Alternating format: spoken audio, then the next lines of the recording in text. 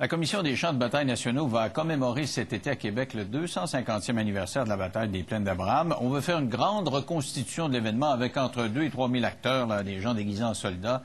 Mais il y a une controverse. Certains soutiennent qu'on ne doit pas souligner la plus grande défaite du peuple québécois, que c'est la défaite qui a donné lieu à la domination des Français par les Anglais. On va en débattre avec Mario Beaulieu, qui est président de la Société Saint-Jean-Baptiste de Montréal, et Martin Pouliot du FM 93 dans nos studios de Québec. Bonsoir à vous deux. Bonsoir. Bonsoir. Monsieur Beaulieu, on a vu que le Parti québécois s'est prononcé aujourd'hui puis dit nous, on ne veut pas participer à ce genre d'événement-là, on ne veut pas cautionner ça. Qu'est-ce que vous dites?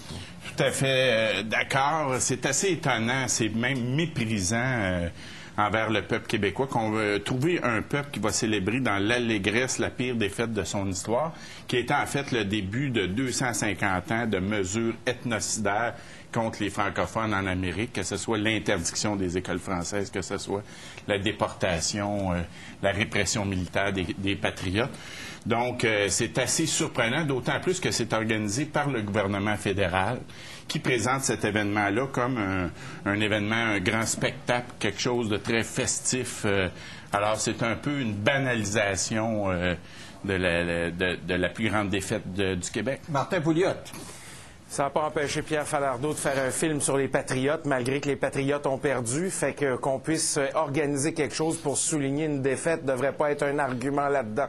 D'autant plus que c'est de l'enculage de mouche à 100 %. C'est encore une fois une guerre cosmétique. Le PQ qui prétend pas vouloir politiser l'affaire en fait un pas de plus pour faire un fou de lui encore ce soir, avec Pauline Marois qui est sortie en invectivant le fédéral. Et encore une fois, c'est les embrasseurs de drapeaux, les egg rolls nationaux qui se roulent dans le drapeau du Québec puis qui font des let's go français c'est plein rendu le 24 juin qui sèment encore le trouble dans un débat qui n'a pas sa place, absolument pas. Ça fait partie de notre histoire qu'on s'enlève la tête dans le sable. Alors, cet argument-là, que ça fait partie de notre histoire, on ne peut pas gommer ça. Premièrement, c'est très différent. Le film de Falardeau ne fêtait pas la défaite de la répression militaire.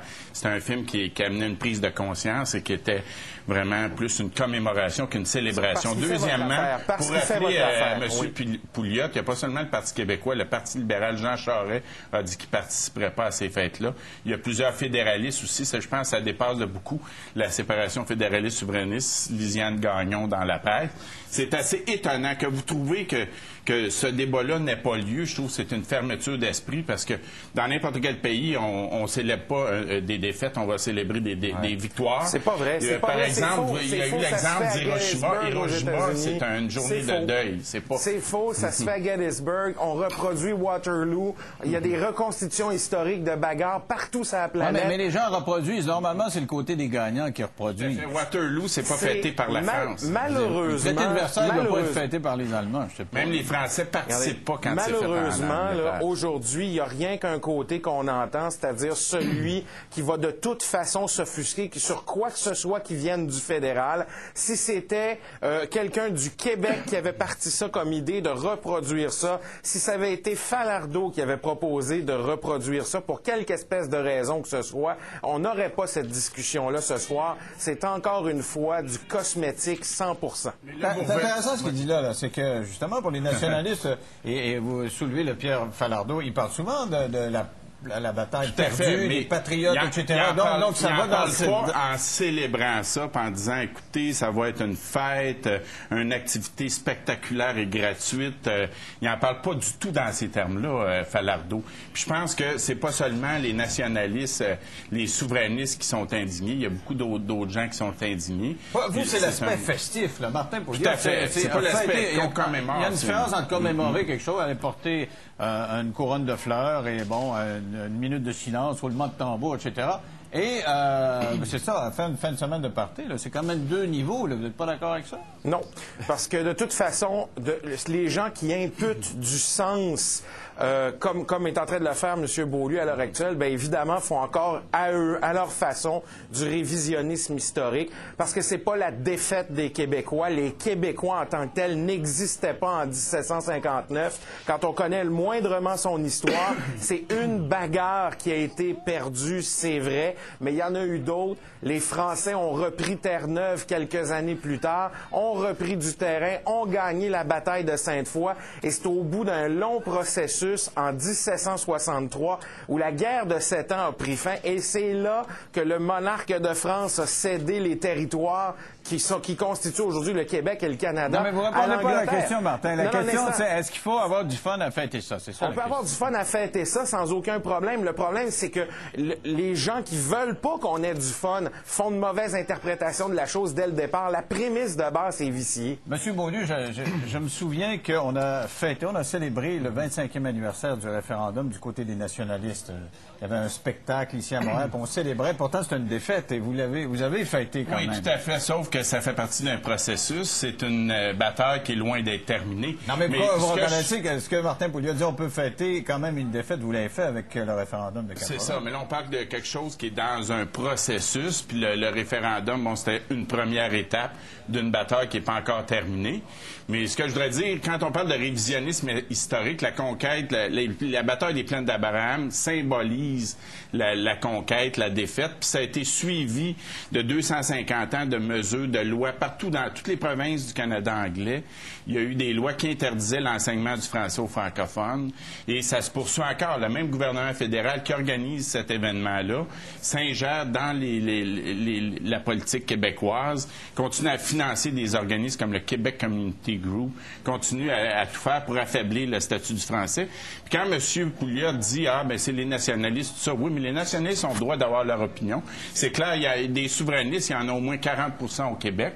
Alors, si les gens s'attendaient à faire ça sans que personne réagisse, je pense qu'ils étaient complètement en dehors de la réalité. Le problème, c'est que vous pensez que vous parlez au nom de tous les souverainistes. Or, c'est faux. Je l'ai fait ce débat-là en tribune téléphonique. Il y a des nationalistes comme des fédéralistes, comme des non-nationalistes qui sont pas fédéralistes qui ont appelé. Tous les genres ont appelé. Et le grand dénominateur commun, à part quelques individus, les têtes brûlées du nationalisme, là, la majorité ont dit, regardez, c'est un bel événement, il faut le célébrer. Alors, vous avez trop de goût à la fête à Québec. C'est pas en traitant les gens de têtes brûlées là, que vous allez arriver à... C'est pas qu'on a plus le goût à la fête, monsieur, c'est juste qu'on n'a pas le goût de se faire emmerder par des fauteurs de troubles. Ah, vous êtes un fauteur de troubles. Vous l'empêchez de tourner en rond. C'est ça. La calomnie, je trouve, c'est un niveau d'argument très, très bas, très faible. Parfait. Je pense que c'est... J'en marquerai pas là-dedans. Mais moi j'ai l'impression, premièrement, c'est des gens de Québec qui ont réagi les premiers, le groupe du Québécois, quand ils ont vu ça, ils ont réagi. Comme vous l'avez dit, c'est vous-même tantôt qui disiez « Ah, c'est les nationalistes qui réagissent ou les souverainistes ». Là, vous dites qu'il y a des gens de toutes les tendances qui réagissent. Ben oui, les fédéralistes qui sont... Est-ce que Lisiane Gagnon, c'est une tête brûlée? Ou Jean Charest qui a dit qu'il ne participerait pas, est-ce que c'est la même chose? C'est un... Mais M. Beaulieu, est-ce que ça risque pas de tourner comme ça a été le cas avec Paul McCartney? Au début, tout le monde disait que ça n'avait pas de bon sens. Tout le monde de votre camp, vous, là, disait que ça n'avait pas de bon sens. C'est le symbole britannique qui sera sur les plaines d'Abraham. Alors, quand ça a été un grand succès, on a vu les ténors nationalistes reculer c'est ça, mais ce qui n'avait pas de bon sens, c'est si pas c'est que un grand succès, Cartney, ça, est-ce que vous allez reculer? Non, bien, de toute façon, je pense que ça va être une façon de ramener l'histoire, justement, de rappeler aux gens toutes les mesures ethnocidaires à travers l'histoire du Canada anglais. Non, on va travailler là-dessus. Sauf que ce qui est mauvais, c'est d'essayer d'en faire une grande fête.